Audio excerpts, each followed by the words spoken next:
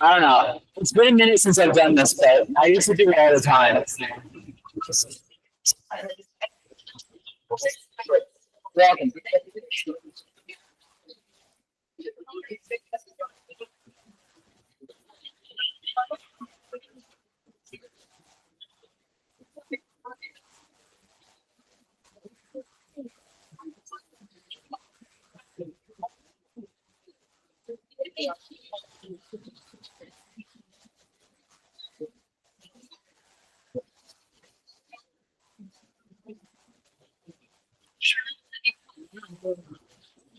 Because the more people than we expected to come into this room, we're supposed to be trying to come in too. So.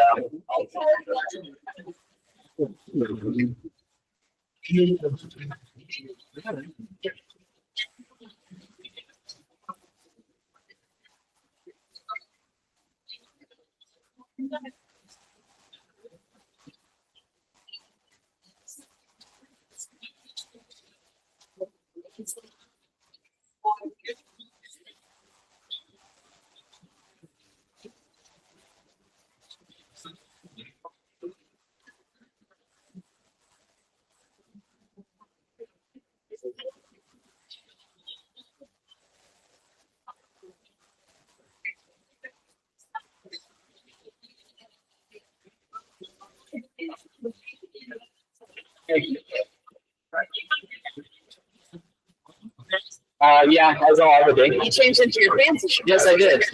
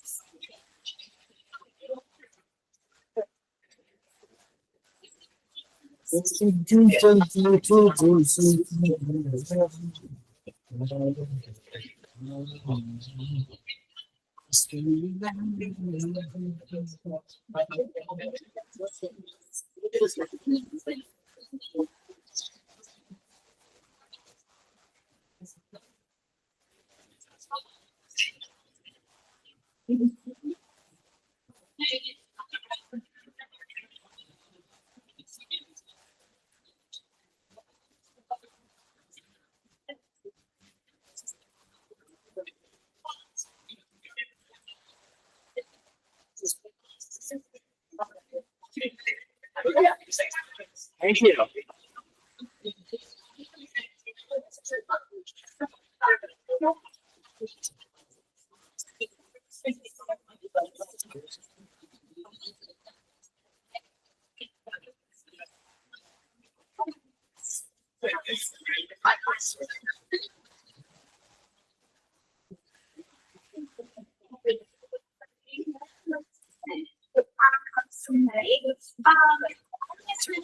Student moderator right off the bat.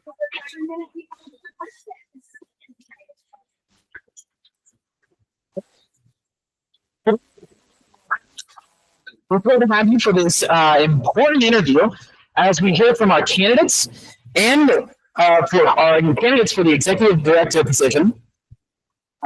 To our candidates and to our community students, staff, family, and school partners who are in the room with us right now. As part of this process, a lot of members of our community sent in a lot of questions they would like to ask our candidates for the executive director position. We've nailed it down to some of those to the top 6 best questions, not answers. You're answering. So yeah, these questions align directly with the executive director's roles in leadership, accountability, and vision with the school. From now until 6:15, we'll be going through as many questions as we can get through. And we'll just be bouncing back and forth. So from Jeff to Hannah to Bill, then Bill to Hannah to Jeff, just to make it simplest, so we can get through as much as we can. Again, thank you to our candidates for coming to the interview today. We appreciate it a lot. You guys want to introduce yourselves real quick? Have a quick introduction of each of you. Sure. I'm Jeff Howard. I am thrilled to be here. I've been principal for a number of years at a number of different schools. Most recently, right now, I'm at Xavier Palm Desert in Palm Desert, California. So happy to be here. I'm a Denver native. Hello, my name is Hannah Reese. I am a school principal at Colorado Early College's Aurora at the moment and have been an assistant principal and an English teacher over the last 17 years. Also a Colorado native. That's not true. What? Just sit back. It's 22. I have no idea how I just said that. I'm so sorry. Hey everyone, my name is Bill Cottonsteady. Happy to be here today. And I am a Denver native, but currently I work for the Colorado Department of Education. I oversee the Schools of Choice unit, where we do work with charter schools, innovation schools, and online schools. And before that, I was a school leader with a Montessori school, Compass Montessori, out in Jefferson County. In the work I do, I get to work with schools across the state. I get to see a lot of innovative models, and I've had a chance to watch the birth and growth of STED, and said this is a school that I would love to lead someday. So happy to be here to see if that might be an opportunity. All right. With that, let's get started. Our first question is: as institutions, what strategies did you build? Did you use to build a shared, cohesive culture across various stakeholders? So people like the staff, the board, the students, and the parents. I think building a shared, cohesive approach to any institution, especially a school, starts with the authenticity of the leadership. I think it's very important that the leadership is authentically connected to the staff, to the teachers, the guys here. I think it's important that students have access to leadership so that they know what's happening in the school, because the reality is it's their school, not really our school. I think that's a critical piece in terms of being sure that there's communication across all constituencies. And it's really important that when a leader says there's an open door policy, there's an ability to actually find and speak with the leader in the institution, whether you're a parent, whatever stakeholder you are. So that's where I would start. I'll hand it off to Hannah. Thank you. I try to always build really structured systems of collecting information from all stakeholders. So that might be the school parent accountability committee, or meeting regularly with students. That sometimes it's just student government. Also town halls for that wider student body, so that we're collecting authentic voices from staff, from students, from parents, to get all information so that we can make collective decision making. And our goal always is to get to consensus. And unfortunately, if we can't get to consensus, we want to still make sure that we're making really informed decisions with that input from all of our stakeholders, and then getting all that information back out so that we're closing that communication. I think what comes to mind for me is I'm a very relationship oriented person. I love to spend time to visit with people and get to know them. And to the detriment of sometimes I get yelled at home because I'm always coming home late because I like to stay late and usually close the events that I go to visit with people. I do believe in structures, and as an executive director of a charter school, I recognize that there are various ways and responsibilities that I should be physically present and involved. So working closely with the board, I believe in taking an active role in participating in the school accountability committee to meet with parents in that way, working with the school leaders, spending time having those regular check-ins. And I feel starting with that as the foundation, it then invites the ability to build the relationships with teachers and with students, starting with the relationships that I'm responsible for, and then using those relationships to build the connections to the broader community.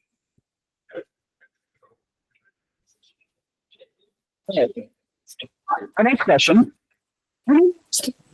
An example from your past experience where you successfully navigated financial constraints in maintaining a high quality educational programming. What are some strategies that you use to employ balance in physical responsibility and educational excellence? Absolutely. So at the school I'm currently at, when I was hired, they were at a $1.2 million deficit on a $4.5 million budget. And they had not shared, they planned on closing the school in May. And we were lucky. We were able to streamline processes to make sure that we were paying staff as well as we humanly could while making sure we were staffing at the appropriate level, not overstaffing. And then really streamline purchasing and processing for staff to make sure that we were using group decision making to make sure that every purchase made was really aligned with vision and mission. Right, we want to make sure every dollar is impacting educational outcomes. And if it doesn't make the lives of students better, then we need to not really make that purchase at that moment. Right. Then we also created really streamlined processes for long-term budgetary planning. And that's everything from like teacher wish lists that we do this school year for next school year. And then like facilities programming that is running multiple years out, 5 and 10 year projections. But by putting those processes in place, I now run a school with $1 million in revenue per year over and beyond what we need for our expenses. And that change has happened in about a 3-year period. So it can be done. It just has to be done carefully and making sure we're putting education at the forefront and the students at the forefront every time. I had a professor that had a significant impact on me and influencing my philosophy on things. I was in business school, and one of his philosophies is if the conditions aren't right, find a way to change the conditions. And that's been a lot of my leadership. When I was a charter leader, I also came into an environment that had pretty poor conditions. So I rallied the community to bring voice to the school district, and we asked for more money. And we did something that we called mill levy equalization. We led that charge in Jeffco. Our school led the charge, and we got mill equalization that then ultimately turned into state law that brought an additional $800,000 a year to our school. At the office I'm at right now, I came into an environment where we just got a federal cut that eliminated pretty much my entire office. I went down to a staff of 1.5, but we were still responsible for managing a major federal grant. We found a way to make that work, but I said this isn't sustainable. We have to change the conditions to make it sustainable. I worked with the Commissioner of Education and our elected state board to push forward advocacy for more public state funding for our office. We were successful to bring in an additional $350,000 a year and that for staff to run our office. That gave us the foundation that we needed to successfully write for new grants. Most recently, we got a $100 million grant for charter schools for their facilities. And it was really that idea of like, we need to change the conditions, and how do we get the type of people on board to advocate for those types of change conditions? So I think about it a lot, that if you're struggling in this like kind of blood red water, how do you create a blue ocean of the environment that you need to be successful? And the way you do that is not by yourself, but like find the right idea and then bring everyone on board to really lead that charge for the outcome you want. I don't want my answers to sound like a repeat of a lot of what we just heard, but I tuned into an environment where we were kind of underwater. And one of the things that I did, which was very similar to what Hannah and Bill have said, was to really take on in an authentic way and a realistic way, what are we really trying to do here? And where are the dollars going? And sometimes those conversations are incredibly difficult to have. When you're talking about people who are giving their time, their energy, their love to a place, and you have to say, we need to shift how we're doing things. That can often be a very difficult and challenging conversation, but often a real and a true one. I think there's a part of that has to be about transparency. When we give the appropriate information to the appropriate stakeholders, say this is where we're at, this is what we're looking for, and this is what we need to do to move forward. One of the great pieces that Bill mentioned is also trying to find different revenue streams, different ways to maximize what we can do in the institution. I was able to do that in a couple of different contexts of finding either donors who would come in and either in an angel way take on a massive piece of what we were doing in terms of a capital campaign or a capital item that we had on our docket, or to come in and say there's a corporate sponsorship partnership that we can be a part of. Can we be in a shared use stage with some of our facilities? Can we find different ways to increase revenue? So I think there are a number of ways to do that, of which we've heard. I'll pass this down to Bill. I think he starts the next one. This is there. Next up, resource allocation to ensure we can provide comprehensive educational opportunities while maintaining financial sustainability. How would you engage our board, staff, and community in these critical decision-making processes? Great question. I would say that usually you want to start with a basic foundation of what's the right distribution for a school. Currently, I work with, and I oversee state work for 262 charter schools across the state. And I can tell you that there's a pretty solid blueprint for what a sustainable financial model looks like. And one of the most critical pieces is ensuring that you're putting the right amount into instruction and your teachers. So there's a percentage of where you want to be with that. Sometimes you might be confronted with the reality, if your revenue isn't where it is, that distribution is going to be compromised, and you got to find a way to get back to that percentage.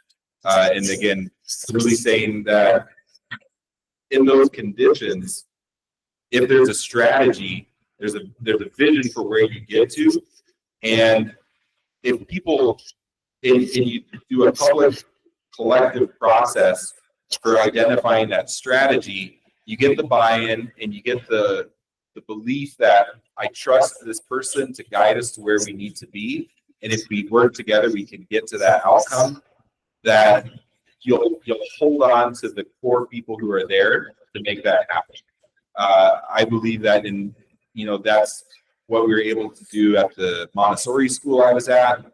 That we had parents at board meetings advocating for it. We had teachers at board meetings. That those first few years, we didn't have the model that we wanted, but by getting to the outcome that we were looking for and believing that this is a real, tangible place that we can get to, they stayed on board. We got the additional money in, and we put the resources where they needed to go. They went to increase teacher pay. They went to reduce fees for families, and it went to restoring elective courses and after-school programming for kids.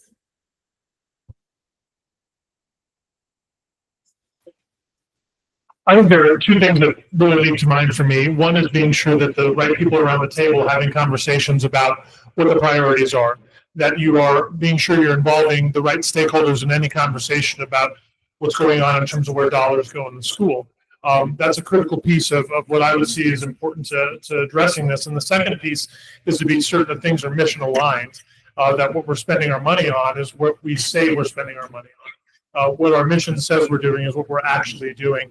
I've been in a lot of circumstances where I've had to scrub budgets and look through budgets where we have that exact conversation.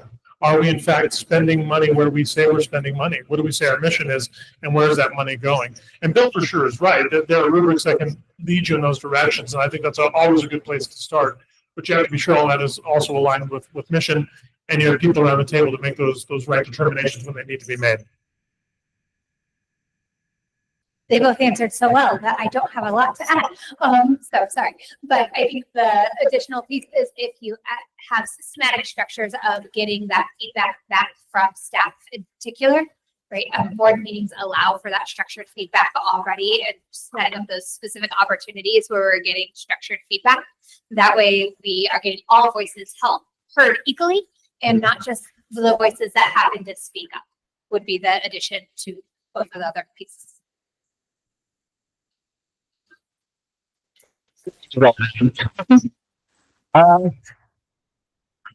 Next question. Charter schools often require innovative approaches to operational efficiency. Describe a time when you implemented a significant operational improvement that directly enhanced the organizational performance. What's the challenge, your approach, and the measurable outcomes of that initiative? So at my current location, we had insufficient transportation to our school, which was problematic. So we already had some transportation available at other sites, but not yet mine. So we were able to get the funding to purchase or to allocate a school bus and then create a school bus route. And then now we have 74 students who come to and from school every day via our own transportation, which has really created or reduced barriers for families and increased our student enrollment. And by being able to add transportation, which is rare in charter schools, so does occasionally exist, it also helped boost enrollment. And then for next year, we're adding our second bus route to further boost enrollment and then further support families in that quest of getting their children to and from school. I don't know how much this will resonate for the students, but this goes back to the Common Core state standard. So I don't know if you all had any awareness for that. But at the time that the Common Core was rolled out, there was a state assessment that was also pushed out called PARC. And it completely changed the way kids were being tested. And we looked at that as a leadership team at this Montessori school. And we said, our kids have never been taught how to solve problems the way they want us to solve problems on this test. And we're concerned about how they're going to experience that. So I went to our board and said, hey, we have a strategy that we want to do some targeted instruction for readiness for this test. And the board says, I'm really concerned about this. This is like an area that it seems like that's not why I sent my kid to this school. I didn't send them to learn how to take tests. So we said, okay, let's take a step back. How do we demonstrate that our students are making the types of gains that we believe in with this model? And we did an intentional shift to drive those outcomes. And it was 3 pieces. It was standards alignment to the Montessori instruction. So we did a full mapping, and it was led by our teachers, of all the lessons that are in the Montessori curriculum and showed how it was meeting grade level standards to prove to our community. And we tracked at the student level like for individual lessons for all kids to make sure that they're meeting the standards as one way of giving confidence to the field. We implemented a more embraced progress monitoring tool that was able to show to parents that students were making academic gains in core subjects. And we implemented a use of a school evaluation framework that was anchored in Montessori practice. So we had a National Center for Montessori. They had a rubric. We said, let's take that rubric and evaluate how we're doing consistent with that standard. So we had 3 metrics that made sure that we were doing what was aligned to our mission and could measure to make sure that we were making the progress that built the confidence among our parents, but also the confidence of the teachers that we were holding true to the model that they came to teach with. I was lucky to be part of opening a separate division of Regis Edward High School a long time ago, about 20 years ago. And one of the pieces in that was critically important was how are we going to measure that the girls were learning what the boys were learning? And a lot of feelings around that, but the idea was sound. How are you going to replicate a model that was based in an all-boys education and an all-girls education? So we really broke down what curricula were going on across the major disciplines, trying to break that out into separate modes, and then trying to determine how those could be measured. And it turned out to be an excellent activity, an excellent exercise for the entire institution to be sure that what we thought we were teaching in our classes, that was actually being taught in the boys division that was existing, and then could also be replicated in the girls division that was newly coming online.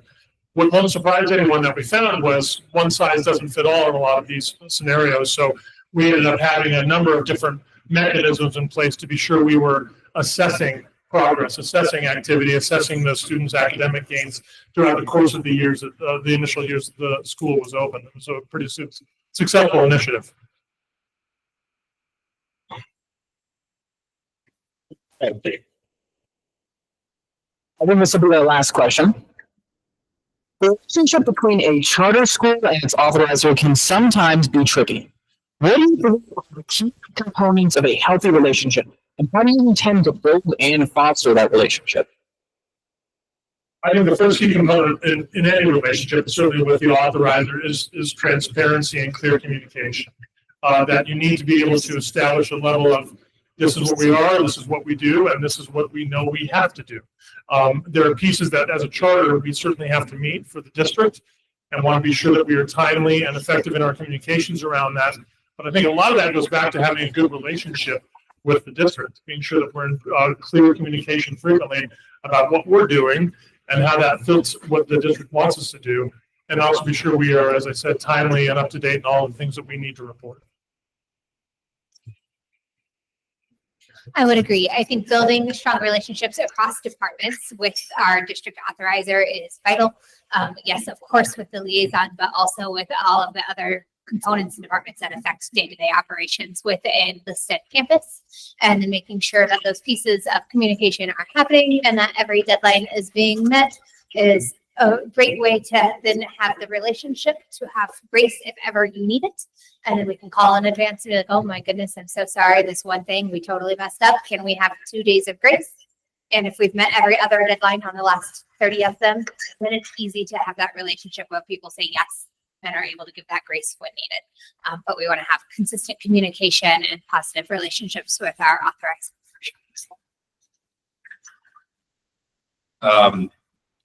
In my current work, I get to work with all the schools and our authorizers. There's 46 of them across the state. I've seen good authorizers and bad authorizers, and I'm excited to toot the horn of 27J here. There's no better charter authorizer than 27J. And I say that starting from the lens of the charter school, that a school, the ideal authorizer you want is one that's rooting for your success. And 27J is rooting for STED.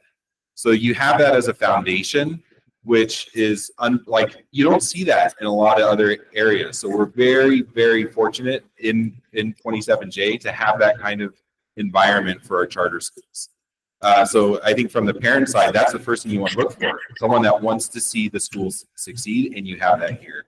And then I think from the school is that being grateful for that is really approaching the relationship from a professional side, transparency, being open with any challenges or needs that you have, being responsive when the authorizer has questions or is needing information, making sure that you're attending to those relationships and providing the information that they need, and supporting the district in being successful. Ultimately, what's unique about this environment is it's a very choice-heavy district that embraces choice and makes that a part of what draws families into this community. So like really having this a collective, what a wonderful environment and opportunity to raise a family in this district. And here's a shining example of a school that has been supported, maintaining that relationship in a positive and productive way. She got enough time for our last question, so we're gonna go for it. All right, last question. How should that state stays committed to project-based learning and incredible out-of-school opportunities while maintaining financial viability? I'm probably going to give a really easy answer on that. Is that's what STED's chartered to do. So the most important thing is to hold true to the charter. Currently, I sit on a parent accountability committee at my own kid's school, Devlin, which was one of the earliest choice schools in the state.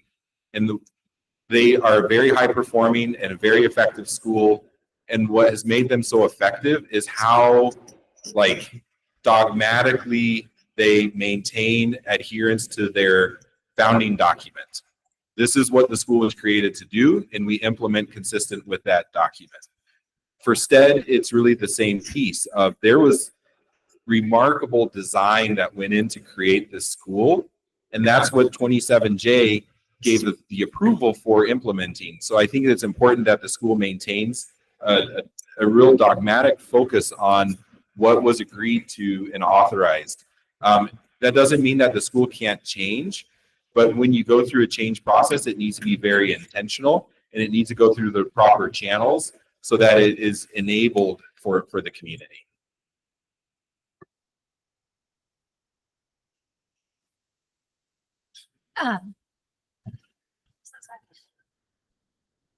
I have no idea why I'm blinking. I apologize.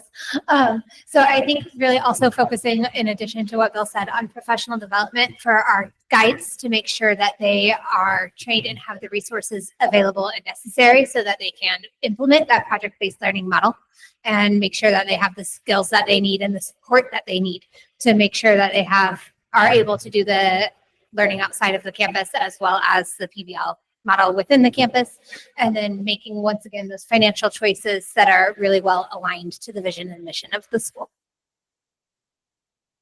It's difficult to add anything after those two answers. I shouldn't because we want to do other things, but I will. Obviously, this is what STED is, right? And anyone who comes in as executive director is not going to hold true to that vision. Shouldn't be hired as executive director, and out of the three of us, we would all hold true to that vision.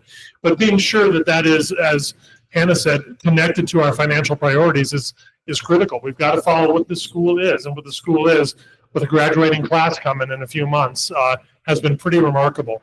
To lose that would be a real shame. So we have to be sure that we don't, and be sure that whoever comes in is ensuring that the financial priorities are aligned with being project-based learning and all those pieces going forward. All right, that was wonderful. That's all we have for tonight. Again, another thank you to our candidates for the executive director position. Made a lot of great answers tonight. With that, one last thing. Yep, I'm going to add one final piece. Thank you. It's posted around campus in this building. You see right on the left.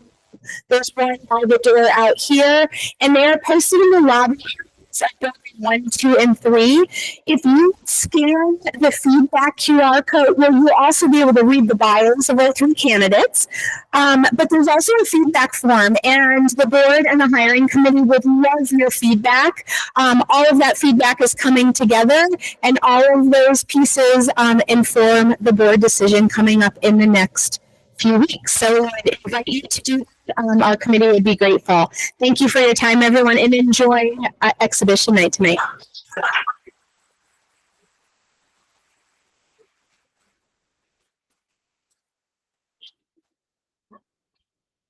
Cool. Yeah. That was fantastic. Thank you.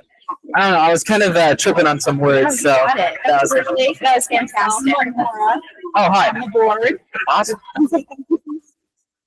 Oh. Yeah, I mean, it was kind of a spur of the moment decision to be on here, but honestly, it was super fine. So not bad. The TV, is that your experience, or you just said No, I used to do our community meetings. Like when they first started, I started that out and I led it, and I did that second year as well. And then third year, we kind of didn't have the room for community meeting anymore, and then fourth year, other people took it away. But all my community meeting stuff or all my public speaking stuff comes from a lot of just like doing community meeting from like 2 years ago. Yeah, So I'm in there. I love it.